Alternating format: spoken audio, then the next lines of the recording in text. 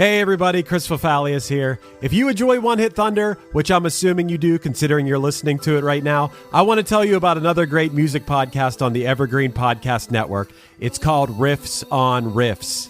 On this season of Riffs on Riffs, hosts Toby Braswell and Joe Watson are breaking down one iconic pop song each week. Everything from Taylor Swift's Cruel Summer to Journey's Don't Stop Believin' to Naughty by Nature's OPP. Each week, they crack open the song, trace its history, decode those cryptic lyrics, and unearth the hidden gems in its musical DNA. Not only do they dive into the song's history, lyrics, and impact, they also go down some fun and oftentimes hilarious rabbit holes. So yeah, if you're a fan of One Hit Thunder, I think you'll also enjoy Riffs on Riffs. So go hit that subscribe button on Apple Podcasts, Spotify, or wherever you get your pods. Mornings, dragging yourself out of bed after another terrible night's sleep, isn't it the worst? Mattress Warehouse makes it easy to find the perfect mattress. With our large warehouse assortment and low warehouse prices, we have a mattress for every body and every budget. Plus, 0% interest financing, a 100% comfort guarantee, and a 1-year price match guarantee. So where would you look to find the perfect mattress? In a little mattress store or Mattress Warehouse?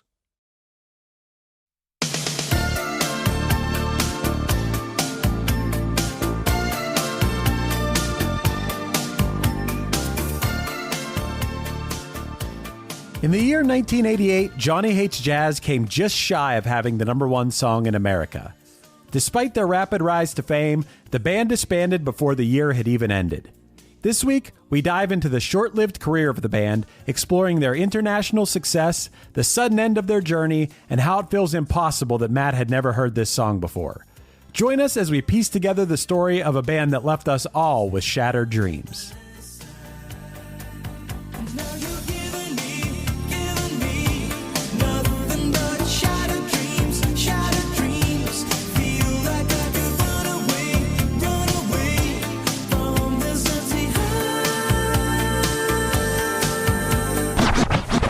One hit is all you need to make the money guaranteed, and you can live off royalties forever. And it makes me wonder, is it just a wonder, or is it one hit thunder? Hey Matt, have you ever had any dreams shattered? I've had many a dream shattered, Chris. Aw, too bad. Well, I have a song for you.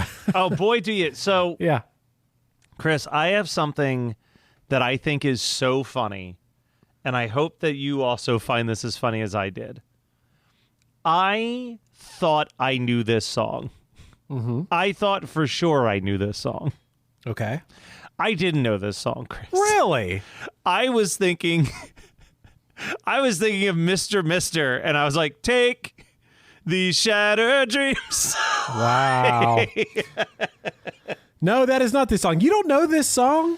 I genuinely, like I've said before, there's this, I feel like the biggest spot, my biggest blind spot in all of music is like 1985 to 1989.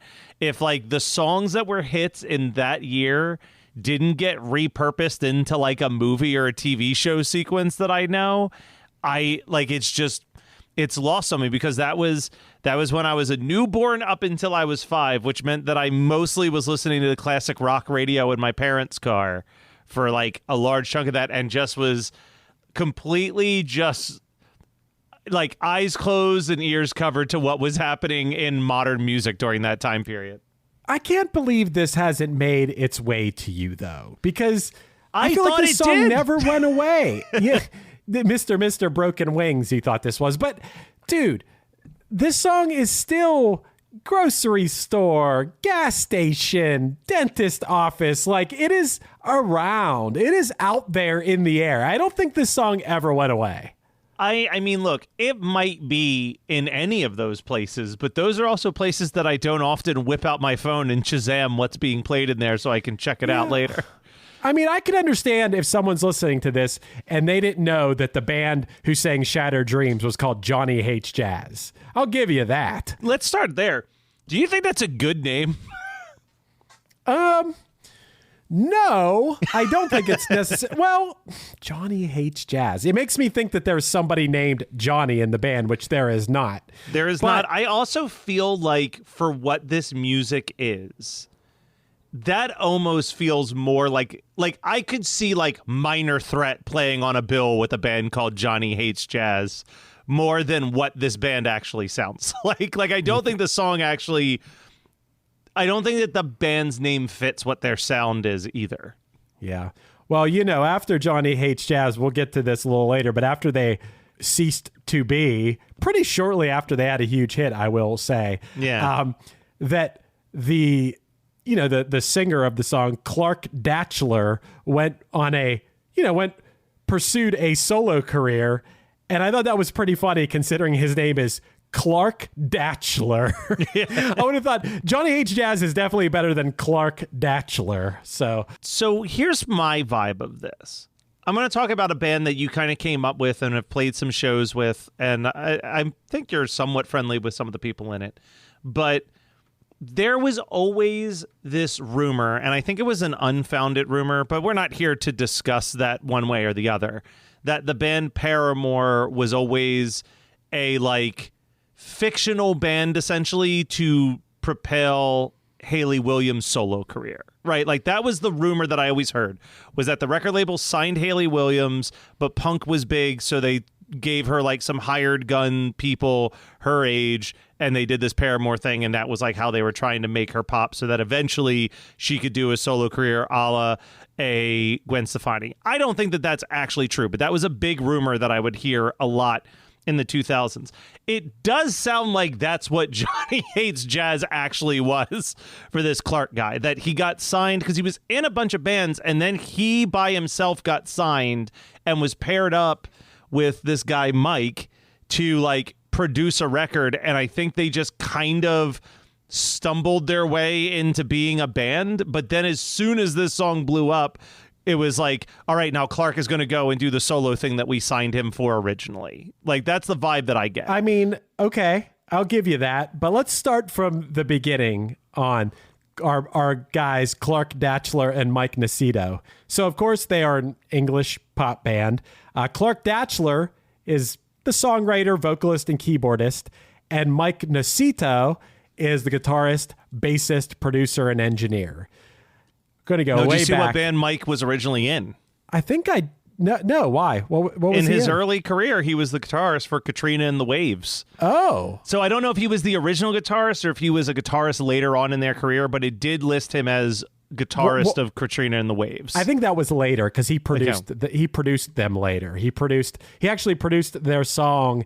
It was way after the fact, way after Walking on Sunshine, more than a decade later, they won the Eurovision Song Contest with a song that I listened to that, I don't know. I didn't think it was very good, but he actually produced that song and a lot of other stuff. So maybe he did play for them at some point, but yeah, because he's not even he's not on the Wikipedia page as a band member. So Either way, I cannot believe. Talk about bands that we should have covered by now on this show. The fact that Katrina and the Waves has avoided our podcast is actually pretty impressive because, I mean, for you, it's the soundtrack of having to pay a lot of money to somebody. Yeah, that's a gambling loss soundtrack. Clark Datchler. His father, Fred, was a member of two chart-topping bands from the 50s. Mm-hmm. The Stargazers were the first British band to reach #1 on the UK singles chart. And then he was also part of the Polka Dots, where he sang backing vocals for Frank Sinatra and Petula Clark. I think what's really interesting about this is, you can read that anywhere on Wikipedia.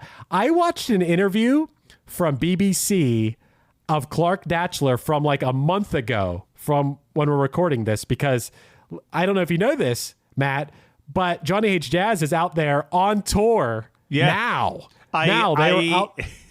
It was one of the first things. It was one of the first things I noticed was that they were current. It said currently active when I went on their Wikipedia page, and that kind of floored me. But yes, are they touring with Level 42? That's right. Hell yeah. That Level 42 tour might have already happened. They're doing. Johnny Hates Jazz is doing their first ever headlining tour. 36 years into their career, their first ever headlining tour. That's pretty cool. But what I was getting at is watching Clark Datchler on BBC. He talked about how there's all this stuff you could read about his dad, but he didn't know any of this stuff about his dad. He found this stuff out about his dad by Googling and finding it out on his own. He said his dad was very humble, just from the generation he came from, didn't talk and brag about themselves or whatever. And he says, look at me, I'm on TV talking about my band. My dad says nothing about the fact that he did all this cool stuff. But Clark did come from a musical family. Now, Mike Nacito, the other guy from Johnny Hates Jazz, he's from an American family that was based in Europe with the U.S. Armed Forces, and his mother was in a close harmony group called the Cactus Kids, which performed for troops throughout Northern Europe. So both guys came from musical families.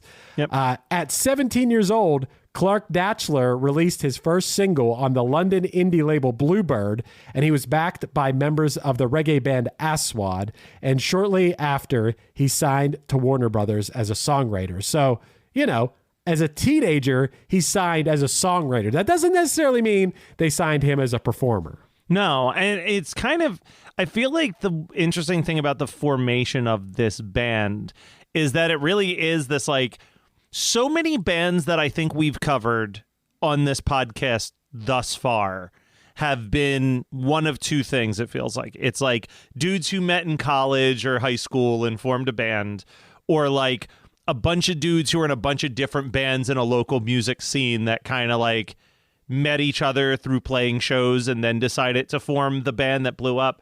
This, I think, is one of the first versions of the story that we've heard where you've got these two dudes who don't know each other, but whose lives are following this very similar track of like came from musical families, got decent jobs in behind the scenes positions in the music industry, and met each other, right? They because cross paths. like you said, like Clark is, you know, being a songwriter, he is like trying his hand at singing in all these different bands, but I think his main gig was songwriting.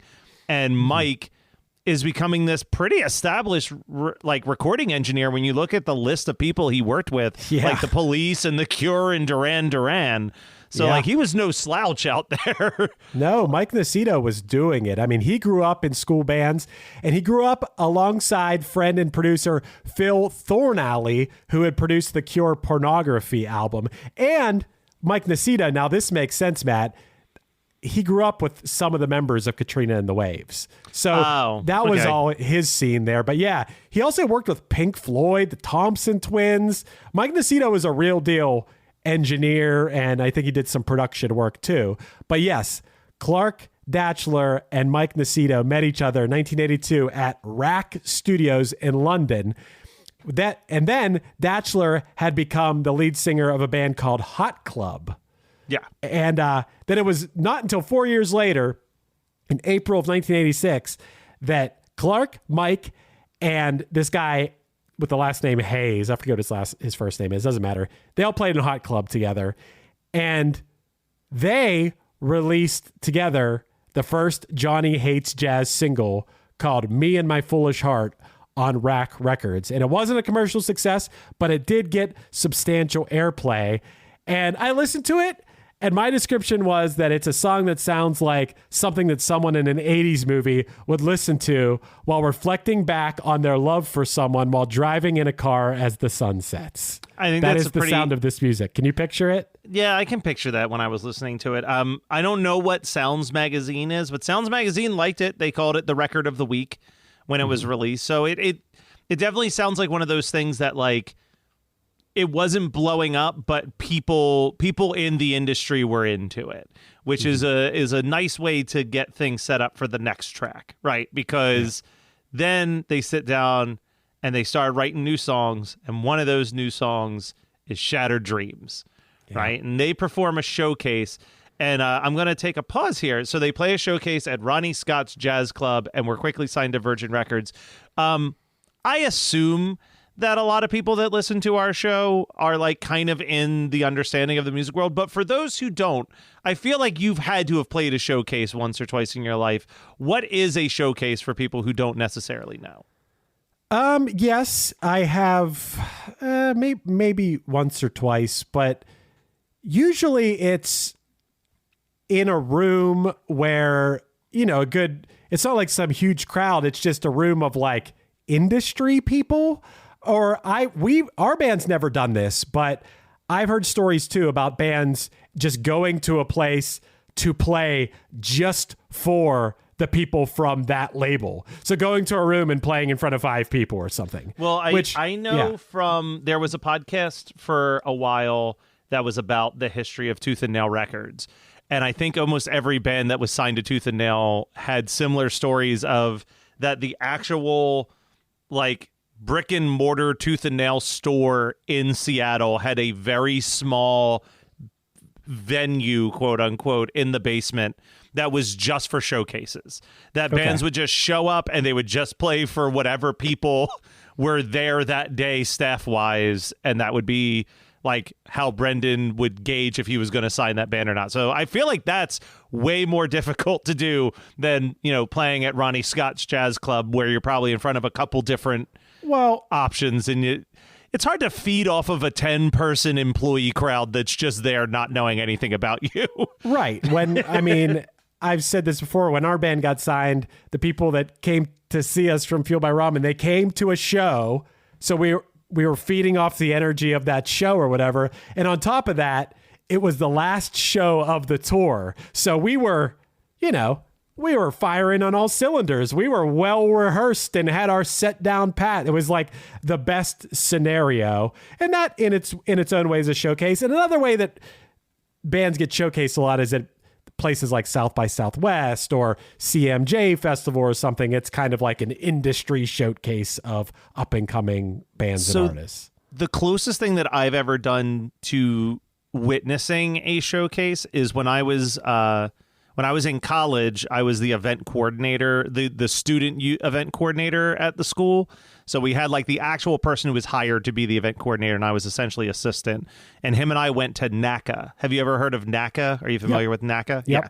So I think it's like the North American College Association, or like it stands for something, but it's basically where all of the event coordinators for a specific area of colleges go. And what it would be is like we would sit there, we'd get a free dinner, and on stage would be like a magician for 10 minutes, and then it would be a comedian for 10 minutes, and then a band would play for 10 minutes, and then a solo artist would play for 10 minutes. And we would every night sit through these 2 to 3 hour showcases and then go into a room with all of the other colleges near us and talk about like who did we like, who didn't we like, and would like land on which person we were all unanimously interested in booking because you could get a cheaper rate if you could book them at like 3 colleges in a row in the same area. Wow, I didn't know that. I didn't know that part of it. I just knew the part of you go there as a band or something and try to make them big college bucks. Yeah. Well, it would literally be like let's say, let's say Punchline is playing College Dates and it's $500 a show or something, right? Like the idea being like, all right, but if you just have to stay in Delaware County for 4 days and play 4 colleges in there, it's only $400 a college because we're all like pooling in money and you're not having to drive as much. Like, I don't know what kind of bargains you guys were getting back then. That ain't college bucks you're talking about there. College got the big bucks. Well, we're talking about Penn State, the local commuter Brandywine campus, so we didn't have a ton of bucks to spend. All right, I think we had a budget of $10,000 for entertainment for the entire year to work with. So it's like, all right, who can we get on like discount with like other local commuter campuses? Right. But yeah, anyway, that's a huge sidetrack to they play this showcase. They get signed to Virginia Records, and Shattered Dreams. Virginia Records. Sorry. Oh my God. It's for lovers, Chris. Virgin Records. Shattered Dreams is released in March of 1987, and it's a pretty big hit out the gate. It's a top 5 in the UK, and it hits number 2 on the US Billboard's charts and number 1 on the US Adult Contemporary chart. And they got a music video made by a pretty famous director. Did you see who directed the video for Shattered Dreams? It was David Fincher. He did another video for them too for the song Heart of Gold. Anyone who doesn't know David Fincher, he made Fight Club, Seven, Gone Girl, big Hollywood director. David Fincher is one of my favorite music video to director people because you look at the list of music videos he made and it in no way implies that he would go on to make movies like Fight Club and Seven. Like he made like very choreographed, dancey Madonna music videos and then just made a career out of dark and gritty, like angry movies in the 90s. Yeah. Hey, I do want to say something about Shattered Dreams that I thought was interesting. Another thing that I saw Clark say on this interview on BBC was that when he was writing it, his dad, who of course we all know, his dad had the first band to ever have a number one single in the UK in the 50s or something. And his dad heard him playing that and he said, "What is that?" And he's like, "Oh, it's just a song I'm working on." And his dad told him, "I think you just wrote your first hit." So his dad heard that it was a hit before it was a hit. He's got that ear, man. Yeah, he got that ear.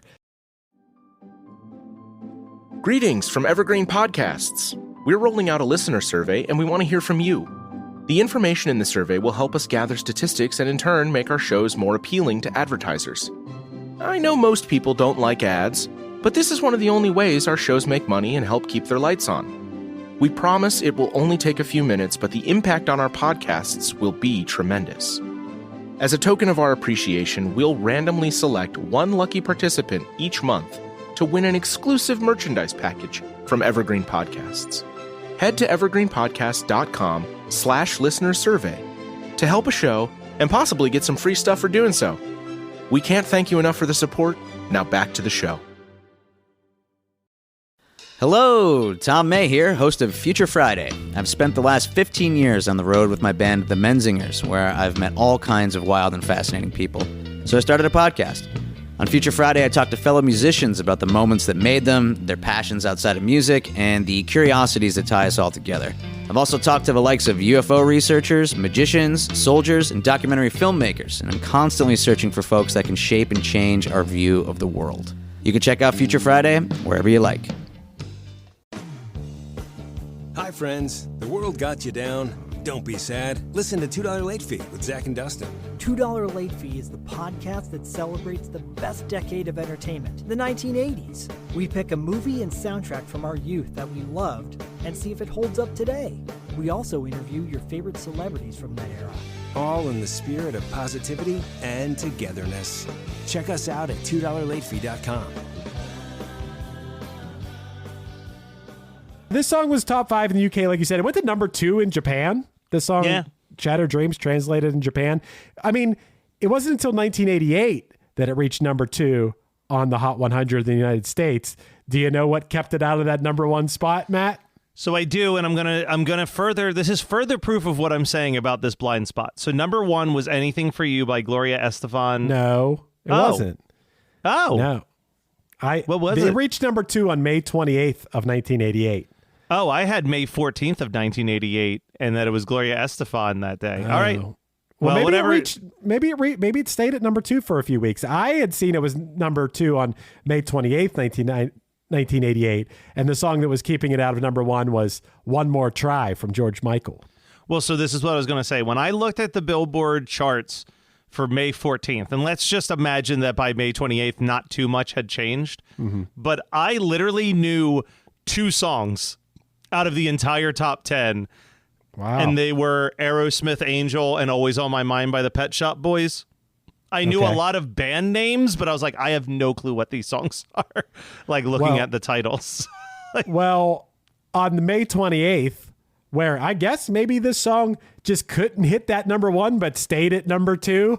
You know, it couldn't, and it sucks that if it couldn't get past a couple different songs. If the Gloria Estefan was there, and then someone else leapfrogged over Johnny H. Jazz. Bummer. But some of the other songs I saw on the charts at this time, if you want some historical musical reference, Naughty Girls Need Love Too from Samantha Fox. You don't know that one, Matt? No, Naughty don't know Girls that one. Need Love Too. Together Forever from Rick Astley. Okay, that was not in the top 10 2 weeks prior. So yeah, that song, I've had this argument, and I know that my girlfriend listens, so I'm going to say it because I know that it pisses her off. Better song than Never Gonna Give You Up, in my opinion. Okay, they're very similar songs. They're very similar. I just think that it's a better song, and I'm Okay. gonna stake my claim on that. A few other songs that were in the airwaves at that point. Dirty Diana from Michael Jackson was Okay, popular that around wasn't this in time. the top 10 yet, but I know that one. It wasn't in the top 10. I'm talking oh. top 40. Oh, gotcha. Wishing Well from Terrence Trent D'Arby, who I can't believe we haven't done yet. Don't know that one. You don't know Wishing Well? And then on a wishing well, kiss and tell. You probably know it. The Butt was number 35. Hell yeah, the butt. Yeah. And Beds Are Burning from Midnight Oil was also in the top 40 at this time. Well, I do love that one. Yeah, past One Hit Thunder song that we covered on here. So, yeah, I mean, they definitely had some success. In the UK, they had more success because on this album, they had 3 other worldwide hits. Even if they weren't hits in the United States, there was a song called I Don't Want to Be a Hero. And as I listen to these songs, I kind of wanted to describe how they made me feel. I Don't Want to Be a Hero feels like a song that you try on different outfits in a menswear store in an 80s movie, like a montage of trying on different outfits. Does that make sense? Yeah. Okay. Turn Back the Clock was another single that was a hit everywhere but the United States, and it featured vocals from Kim Wilde. You know yeah, Kim it did. Wilde? I that's Betty Davis eyes, right? No, that's Kim Carnes. Oh my This God! is- Is that Kids in America? That is Kids in America. Okay. It's a really heartfelt, mid-tempo 80s jam, a really nice song. And there's one more song. It's called Heart of Gold. And this one kind of feels, when you listen to the first 15, 20 seconds, it kind of feels like a Sonic the Hedgehog song in the intro. It's kind of funky, and it kind of feels like it would be playing on a level in Sonic the Hedgehog. I like that about No, it. here's the okay. So I'm not gonna bury the lead too much more here. Yes, did I not know the song Shattered Dreams? Certainly didn't. Wow. Did I listen to a bunch of Johnny Hates Jazz today and mostly had a good time listening to it? Absolutely, had a very good time with the John. And I hear that. I actually specifically, when I hit play on Shattered Dreams, I said, this has an interesting bass sound. And it's I great. felt that same way with Heart of Gold. It's got that like I think of like a fast level in Sonic the Hedgehog type bass playing. Sure. It's good stuff. I like this stuff a lot. It is so interesting to think about that, like, here's this band that has this international hit in May of 1988. They've got all these other singles in the UK that are doing so well, and before the year even becomes 1989, their lead singer and primary songwriter just bounces. The Johnny Hates Jazz. See a Johnny Hates Jazz. I'm going solo as Clark Datchler. I mean, I don't know. I don't get it. I don't know why. And, he didn't talk to these dudes for like 20 years. Didn't talk to him for 20 years, and I think it's really interesting, right? So he leaves. They replace him with the former bassist of The Cure. It's Phil Thornalley, the guy who produced the Pornography album, who was like in Mike Nacito's, kind of came up with him. Yeah. Which I think, we can talk about this at length, but historically it's kind of hard. Like, I think like Van Halen and AC/DC are kind of the only bands I can think of having a main, like a lead vocalist change is a wildly different situation than having like a drummer quit. You know what I mean? Like it's the vocals tend to be the sound that defines a band to a lot of people. Well, also this felt more like a project than a band.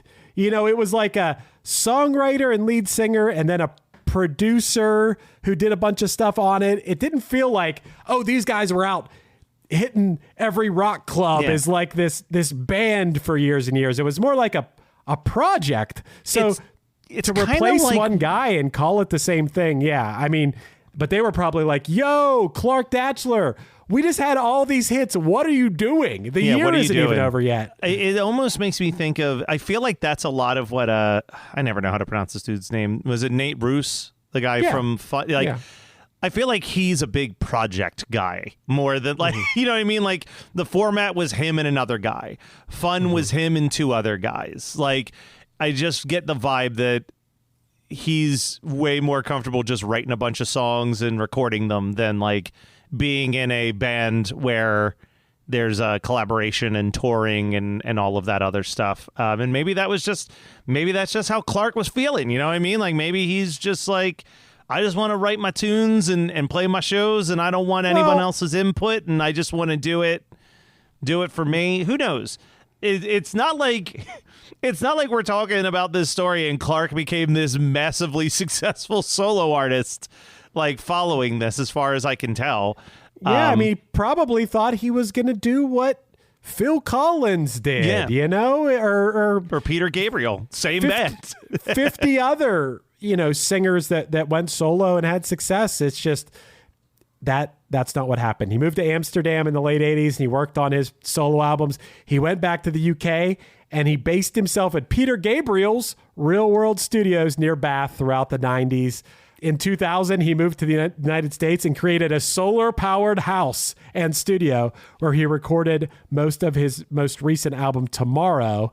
And throughout this time, he studied the philosophy of indigenous people and became environmentally active. So maybe he just had other things on his mind. He succeeded at music with Johnny Hates Jazz, maybe had some money in his pocket, and had other pursuits, Let me ask you a question, because what I read here was that he continued working on his solo records.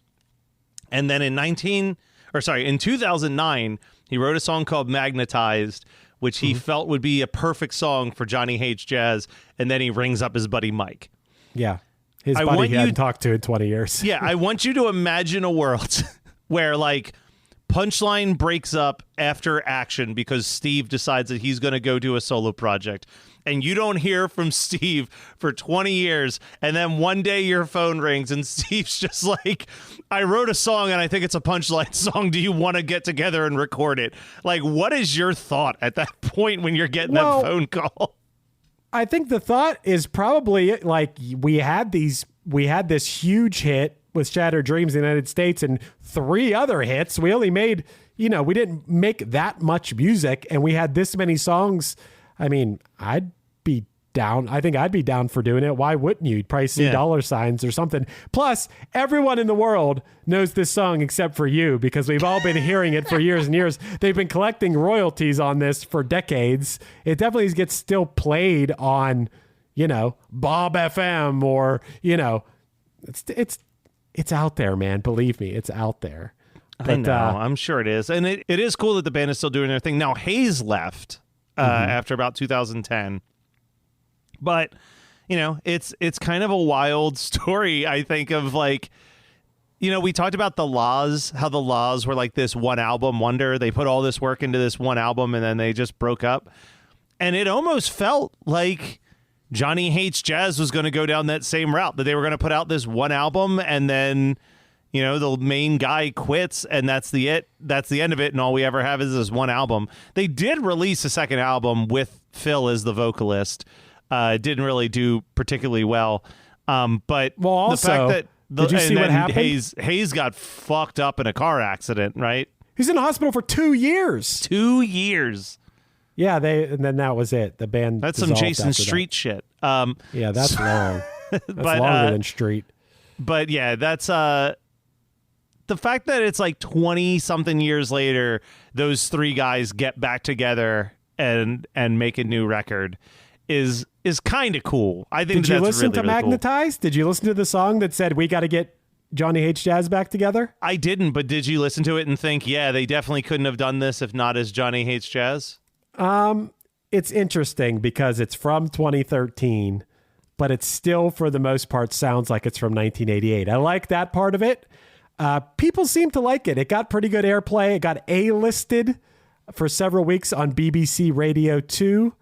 But so they were starting to get back in the swing of things. I think people were psyched. And then right at that moment, Clark Datchler collapsed in London and was diagnosed with a rare form of cancer. And all promotion for the song and a new album came to a halt. He made a full recovery, but by that time, the album had lost all momentum. But then the band released a new single called Spirit of Love in May of 2020. I like it. It got like a 70s vibe. It's pretty soulful. It's like a feel-good song. I thought it was pretty good. It wasn't Shattered Dreams, but it was pretty good. You know? Right.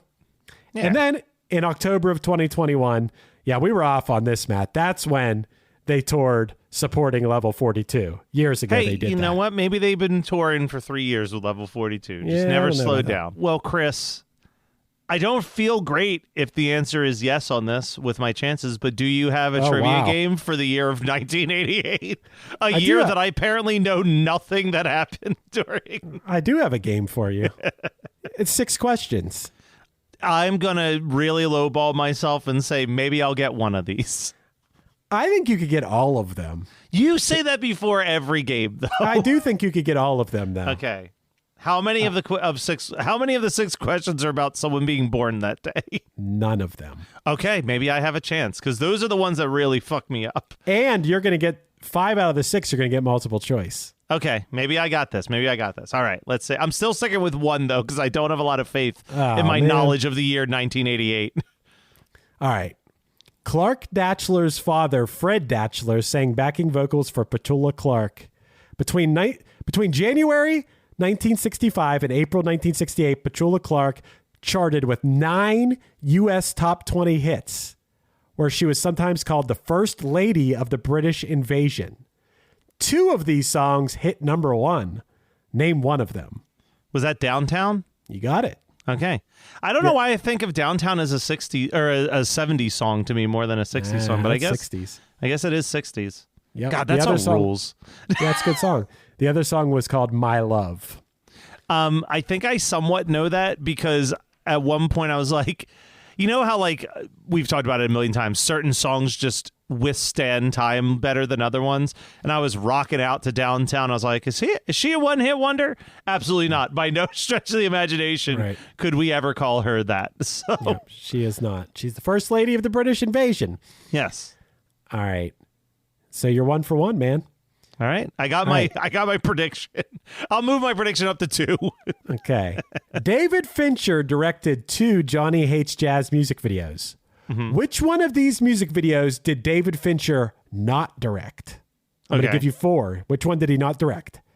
A, Love is Strong by the Rolling Stones. B, Suit and Tie by Justin Timberlake featuring Jay-Z. C, All is Full of Love by Bjork. Or D, Express Yourself by Madonna. I think it's the Bjork one. You got it. Yeah, because I think Suit and Tie was the last music video he did.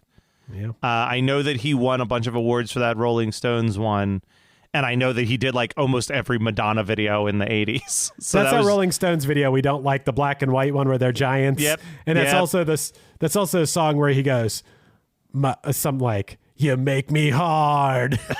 That's what I always think about when I think of that song. All right, hey, you got a perfect score going. All right, Oh, maybe by I the was way- wrong. By the way, the "All Is Full of Love" by Bjork video is Chris Cunningham. That's the video with like the robots. Yeah, I was going to say Bjork is way more of a Spike Jonze, Chris Cunningham person video visually. Okay.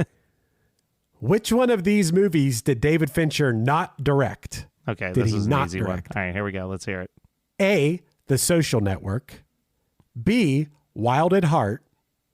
C, The Girl with the Dragon Tattoo. Or D, Zodiac. Wild at Heart was David Lynch. You got it. Wow. Yeah. 3 for 3. I told you. All right, here we go. Okay.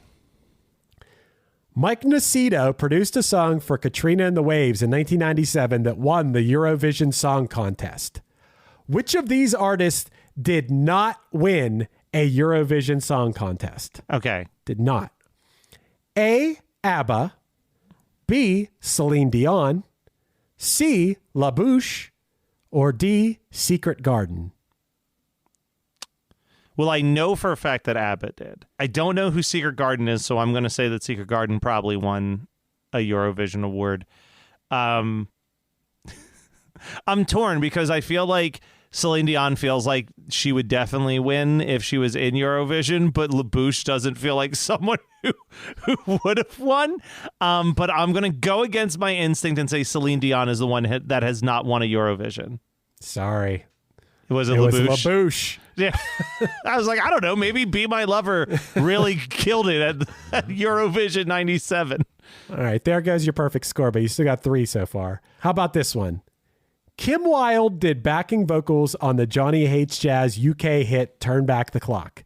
Okay. She had a hit with Kids in America in 1981, but a cover by the Muffs was used to open what movie? Clueless. Oh, wow. You didn't even need the multiple choice. Yeah, it's Clueless. Yeah, you got it. I love my 90s teen flicks. You know that. Okay. You better get this last one. Oh, no. A lot of pressure. Shattered Dreams hit its peak position of number 2 in May of 1988. Which Weird Al song hit its peak chart position of number 99 in May of 1988? Well, this is easy because Al only had one single in 1988, and that would be the Michael Jackson parody Fat. That's correct. Good job.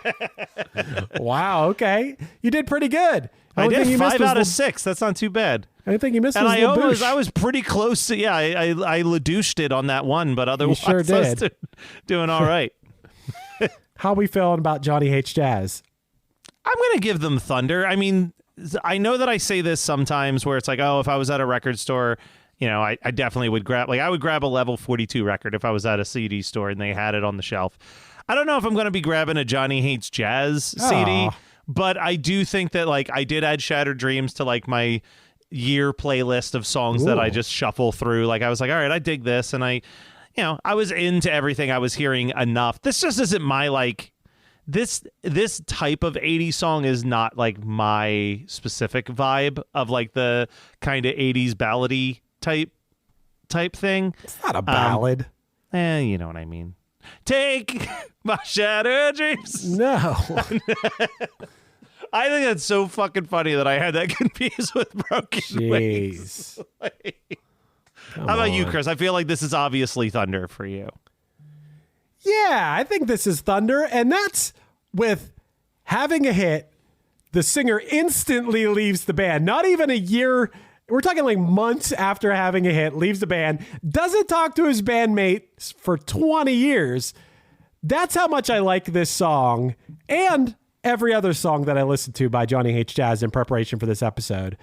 The fact that despite that, I just think they're so good.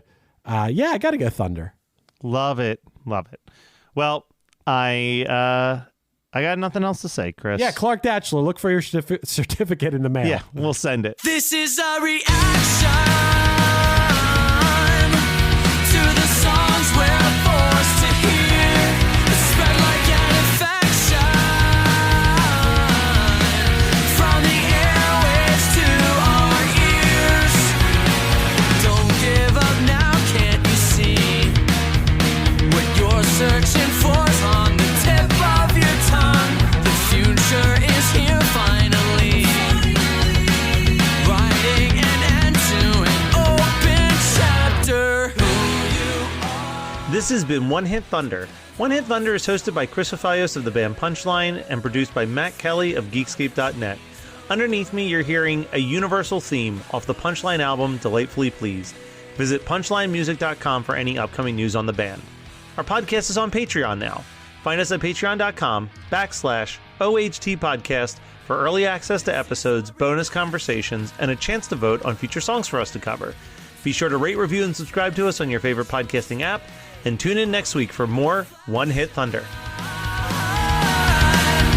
Throughout our sleepwalk days, how can we change what's engraved in our psyche? Like invisible strings on the tips of our Nikes, pulling us faster and harder to chase. Dreams that weren't ours in the first place.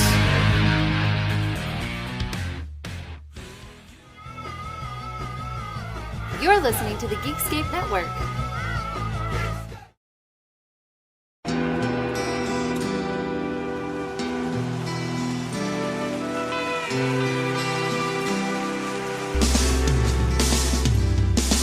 I don't think it overstates things to say that the Beatles were the greatest gift to entertainment and culture of our time, a secular religion, if you will, with their universal appeal and demonstrable impact on people's lives.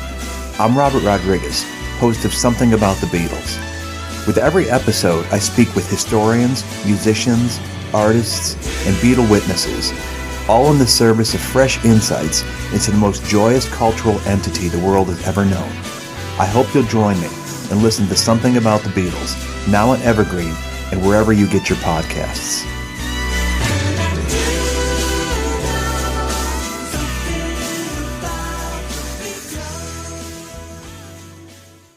Hi, this is Chad Nicefield. And this is Justin Press. We're the host of Making Waves, the Shiprock podcast, a part of the Sound Talent Media Podcast Network. We're inviting you to sail away with us on an epic journey in musical enlightenment. Every week, we bring you only the best artists in rock music and discuss everything from the cruise, to the stage, to the saga of being a professional recording artist. We'll have lots of special guests along the way, so tune in every week. Your stateroom is available every Monday morning, so welcome aboard.